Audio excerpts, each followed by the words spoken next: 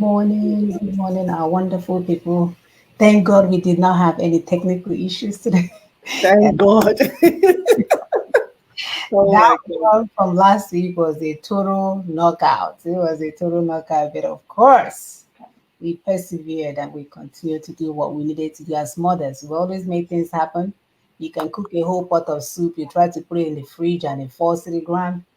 You know how to keep it moving because your Yeah. children will have to eat. Mhm. All right, so welcome to the program. We're happy to have you here today, which is September the 23rd of 2023. We are definitely happy to be um, in the Ember month. So welcome to the program. As usual, help us to share and like and distribute. What is all those fancy words? Share, like, subscribe.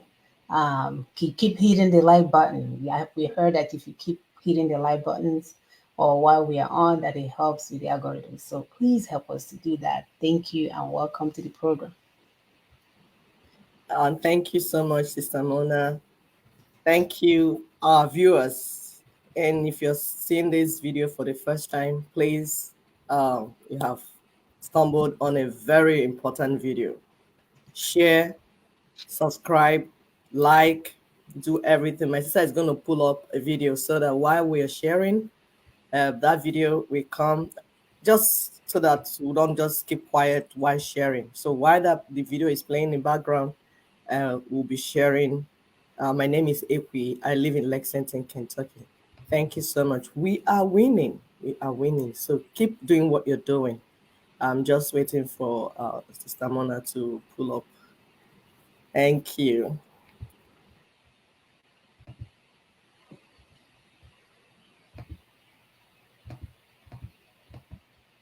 To pay significant reparations to Russia. Now, this is a really interesting story because he is backing the growing calls for descendants of slave traders from the UK to pay significant reparations to right historical wrongs. He's demanding that those involved in the transatlantic slave trade be posthumously charged for crimes against humanity. This is a big topic at the moment. It's being discussed around the world. Guyana President Mohamed Irfan Ali joins us live now from New York, where he's going to be addressing world leaders at the UN General Assembly on this subject later today. So we've got in early with you. OK, let me ask you a question, Mr. President, on behalf of all of our viewers who would be covered by this. Why should somebody who maybe had an ancestor 7 or 8 generations ago, long before they were a twinkle in their great-great-great-great-grandparents' eye, why should they have to pay now for what an ancient ancestor did? Or why should they apologize for what an ancestor did centuries ago? Why do they still carry that burden? Oh, it's not a burden at all. You are one of the beneficiaries of that slave trade. So this is not a burden. You should be concerned and you should pay because you today are still benefiting from the greatest indignity to a human being, and that is the slave trade. And not only did you benefit during the slave trade and your country developed, but look at what it caused the developing world. During slavery, resources was used to build your country, build up your capacity. You were able to then become competitive.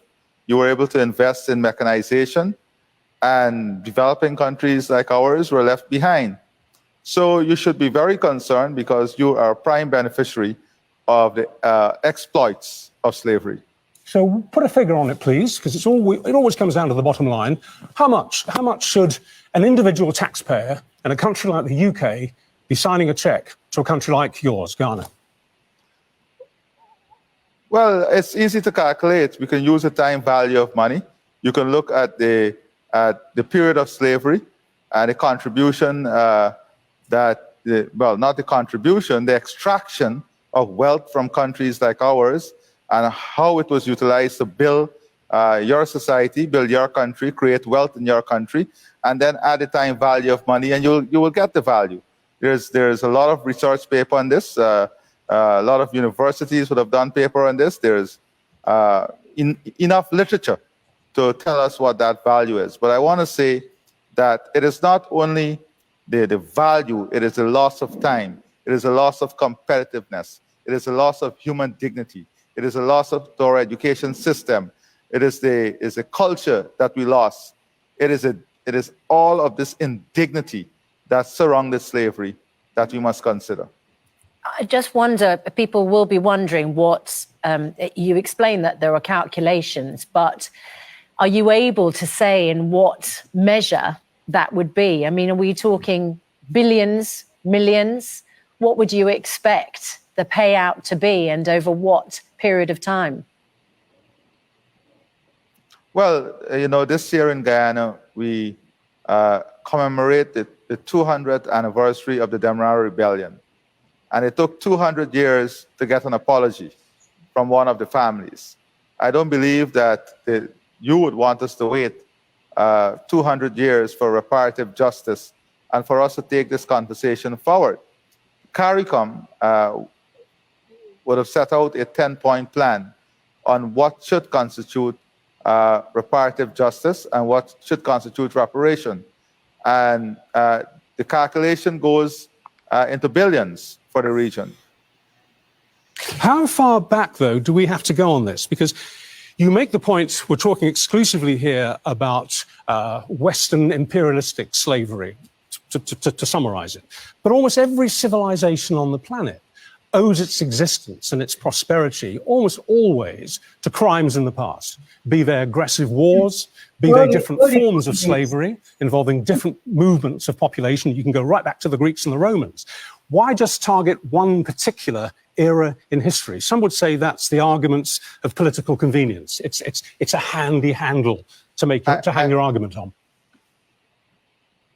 I think you're doing a great injustice to compare slavery with any other of the historical facts that you're mentioning. I was including other forms of slavery. No, but I was including other examples of slavery as well. To the indignity that slavery brought to people, that is the first thing. And I'll give you an example.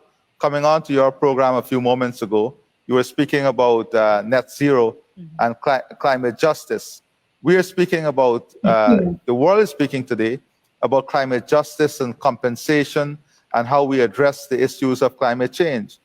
And this is the problem. We live in a very unjust society. We condemn completely the war in Ukraine.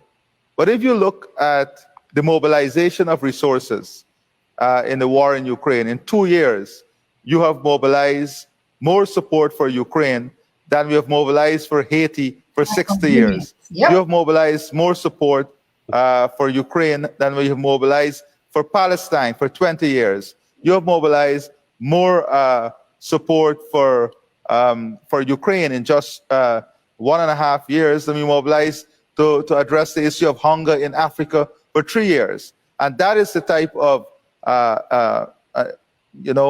unjust way we have been dealing with these crises. And we are not going to tolerate the injustice that occurred during slavery to be compared with any other system. Slavery, we all agree, was the greatest injustice ever done to human beings. So we should not ever try to compare this to any other system. There is no other system that has created greater injustice than slavery and indignity to humankind in slavery. President Ali, I wonder if I can talk to you about another issue. In fact, you raise it there. Guyana discovered crude oil in 2015, and by some accounts, that makes your country the world's fastest growing. All right, we'll stop this video here. We have this video in its entirety on our Facebook page. Thank you, brother, for standing up to the bully that doesn't understand what the issues are. They have already benefited from what their forefathers did, and they're still benefiting from what they did. So don't get it misconstrued. Don't be confused about who's going to pay for this. You're eating the dividends and you're asking who's going to pay for it. Mumu? Yeah, I will bring it out from my nose and hand it to you. You are enjoying the dividends every month, every week, going into your pocket. You say, no more. I'm not the one who will come and pay for it. They're so dishonest. I'm telling you, they're so dishonest. But we'll straighten them brother up. did a good job. He did a good job. He was stern. He was direct. He knows what he's talking about.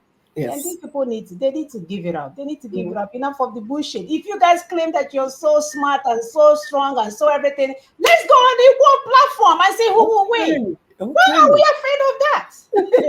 Right. You have all the resources you have stolen. Even if we say, take all that you have stolen, let's start from now and see who will win. Let's see who will win. Yet, everybody is trying to cover it up, cover it up. You are the smartest. You claim that you're smartest. You sell the news that you're smartest. Let's go and compete. Yes. Let's go. What are we waiting for? Man, I don't want to get too hot. Welcome to the program, my people. We are definitely happy to have you here. Just that we want more for our children. Yes. Bottom line, that's what Yes. that's what this heat is coming from. We want more for our children. Enough of this shenanigans.